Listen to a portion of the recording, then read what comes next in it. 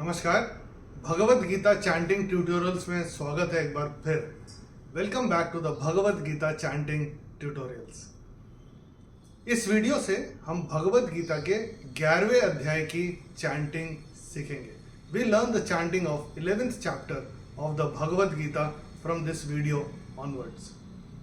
11वें अध्याय को कहते हैं विश्व रूप दर्शन योग, और इसमें पूरी भगवत गीता अगर हम पढ़ते हैं और हम समझते हैं तो मेरे लिए निजी तौर पे जो सबसे बड़ा लीडरशिप लेसन है वो इस वाले अध्याय में आता है। 9वें अध्याय में भगवान थोड़ी सी अपने विभूतियों के बारे में थोड़ा सा हल्का सा बताते हैं। 10वें अध्याय का नाम ही विभूति योग है, जिसमें भगवान अपनी विभूति के बारे में प्रधान रूप से अर्जुन को बता रहे हैं। 11वां अध्याय जब आता है तब अर्जुन बोलते हैं कि आपने जो मुझे अपनी विभूतियों के बारे में बताया उसमें मैं कोई संदेह नहीं कर रहा हूं, लेकिन मैं प्रत्यक्ष रूप से देखना चाहता हूं आपकी विभूतियों को।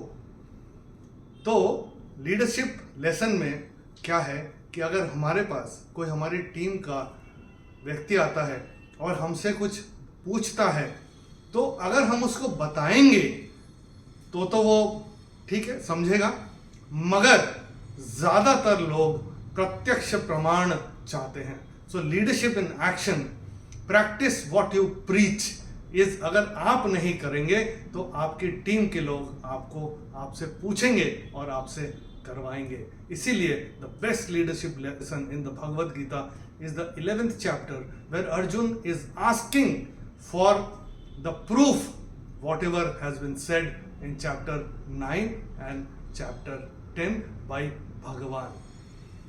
इसी के साथ, इसी संदर्भ के साथ हम आरंभ करते हैं चैंटिंग सीखना भगवत गीता चैप्टर 11 विश्व रूप दर्शन योग। पहला श्लोक देखते हैं। अथ एकादशोऽध्यायः अर्जुन उवाच मदनुग्रहाय परमं गुह्यमध्यात्मसंज्ञितं यत्त्वयोक्तं वचस्तेन मोहोऽयं विगतो मम। पहले देखते हैं कि इस श्लोक में पहला और तीसरा चरण कहाँ पे छूटते हैं और मैंने कैसे चैंट किया था। मैंने किया था मदनुग्रहाय परमं, तो पहला चरण यहां पे छूटेगा। यत्त्वयोक्तं वचस्तेन, तीसरा चरण यहां पे छूटेगा। अभी देखते हैं इस श्लोक में कौन कौन से नियम लागू होते हैं। The rules that apply on this श्लोक, लेट्स हैव अ लुक। मैंने कैसे चैंट किया था मदनुग्रहाय परमं, तो पहले चरण में म के ऊपर अनुस्वार, चूंकि चरण की समाप्ति पे आ रहा है तो इसका उच्चारण केवल और केवल म ही होगा। दूसरे चरण में चैंटिंग के हिसाब से कोई नियम है नहीं। तीसरे चरण में भी चैंटिंग के हिसाब से ये जो योक्त इसके ऊपर जो अनुस्वार आ रहा है उसके बाद का अक्षर है व, और अनुस्वार के बाद जब व आएगा तो अनुस्वार का उच्चारण होगा म। तो इसका ये हम अपनी किताब में नोट करके रख सकते हैं। जब अकेले बैठ के चैंट करेंगे तो हमको पता रहेगा कि चैंट कैसे करना है। यत्त्वयोक्तं वचस्तेन, ये ऐसे करके आएगा। चौथे चरण में अगर आपने ध्यान दिया हो, मैंने जब चैंट किया था मैंने कैसे किया था मोहोऽयं विगतो मम। तो ये जो एस आपकी किताब में दिख रहा है इसको बोलते हैं अवग्रह। इसमें विलुप्त अ होता है, तो हो को हम थोड़ा सा खींच के बोलेंगे जिससे कि अ निकल के आए। तो कैसे चैंट करेंगे मोहोऽयं विगतो मम, और य के ऊपर अनुस्वार के बाद का अक्षर है व। जैसे अनुस्वार के बाद यहाँ पे व था तो अनुस्वार का उच्चारण म हुआ था, यहाँ भी अनुस्वार का उच्चारण म ही होगा। तो एक बार मैं फिर से चैंट करके बताता हूं आपको।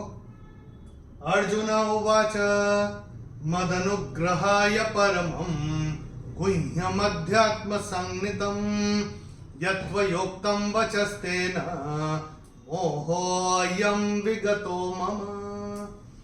और ये जो है ये गुह्य, ह और य, ह आधा और य है, गुह्य, इसको ऐसे प्रोनाउंस करेंगे। और ये जो है संज्ञितम, संज्ञितम, ये ऐसे करके आएगा, गुह्यमध्यात्म संज्ञितम ऐसे आएगा। चलिए एक बार मिलके चैंट करते हैं, मैं करूंगा, मेरे पश्चात आप चैंट करेगा। अथ एकादशोऽध्यायः। अथ एकादशोऽध्यायः। अर्जुन उवाच। अर्जुन उवाच मदनुग्रहाय परमं मदनुग्रहाय परमं गुह्यमध्यात्मसंज्ञितं गुह्यमध्यात्मसंज्ञितं यत्त्वयोक्तं वचस्तेन यत्त्वयोक्तं वचस्तेन मोहोऽयं विगतो मम। मोहोऽयं विगतो मम।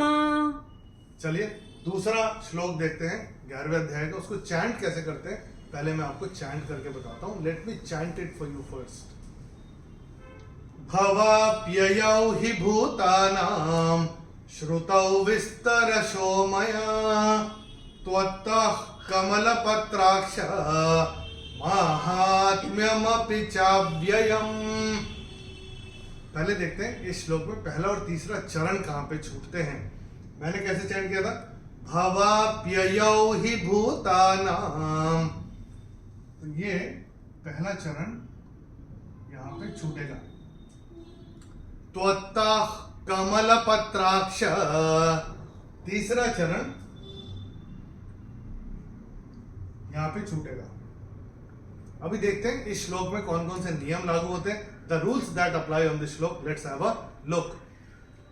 पहले चरण में ना के ऊपर जो अनुस्वार आ रहा है वो चरण की समाप्ति पे आ रहा है, तो इसका उच्चारण केवल और केवल म ही होगा। भवाप्ययौ हि भूतानां, ये ऐसे करके आएगा। दूसरे चरण में चैंटिंग के हिसाब से कोई नियम है नहीं।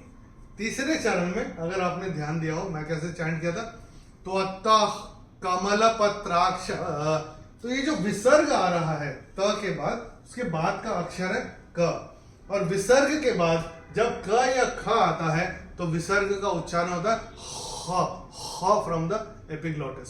तो हम कैसे बोलते हैं? त्वत्तः कमलपत्राक्ष। तो ये हम यहाँ पे अपनी किताब में इसको विसर्ग को स्ट्राइक ऑफ करके यहाँ पे ख आधा ऐसे लिख के रख सकते हैं। और चौथे चरण में चैंटिंग के हिसाब से कोई नियम है नहीं। चलिए एक बार मिलके चैंट करते हैं, मैं करूंगा, मेरे पश्चात आप चैंट करिएगा। भवाप्ययौ हि भूतानां भवाप्ययौ हि भूतानां श्रुतौ विस्तरशो मया श्रुतौ विस्तरशो मया त्वत्तः कमलपत्राक्ष त्वत्तः कमलपत्राक्ष माहात्म्यमपि चाव्ययम्। माहात्म्यमपि चाव्ययम्। जब आप शुरू में पढ़ेंगे तो हम लोग की महात्मा बोलने की आदत है, महात्मा गांधी बोलते हैं, लेकिन यहाँ पे म नहीं है, यहाँ पे माँ है, इसका ध्यान रखिएगा। माहात्म्यमपि चाव्ययम्, इस बात का ध्यान रखिएगा। चलिए एक बार दोनों श्लोक मिलके चैंट करते हैं, रिवाइज भी हो जाएगा। Let's experience the bliss of the Bhagavad Gita chanting. तैयार है? चलिए शुरू करते हैं। अथ एकादशोऽध्यायः। अथ एकादशोऽध्यायः। अर्जुन उवाच। अर्जुन उवाच मदनुग्रहाय परमं मदनुग्रहाय परमं गुह्यमध्यात्मसंज्ञितं गुह्यमध्यात्मसंज्ञितं यत्त्वयोक्तं वचस्तेन यत्त्वयोक्तं वचस्तेन मोहोऽयं विगतो मम मोहोऽयं विगतो मम भवाप्ययौ हि भूतानां भवाप्ययौ हि भूतानां श्रुतौ विस्तरशो मया श्रुतौ विस्तरशो मया त्वत्तः कमलपत्राक्ष त्वत्तः कमलपत्राक्ष माहात्म्यमपि चाव्ययम् माहात्म्यमपि चाव्ययम्। प्रैक्टिस करते रहिए और जो नियम हमने आपको बताए हैं वो अपनी किताब में नोट करके रखिएगा। अकेले बैठ के कभी चैंट करेंगे तो काफ़ी इजी होगा उसको समझना और सही तरीके से चैंट करना। दोनों श्लोक का भावार्थ हमने वीडियो के डिस्क्रिप्शन में दिया हुआ है। अगर आपको भावार्थ समझना है, जानना है तो वीडियो के डिस्क्रिप्शन में रेफर कर सकते हैं।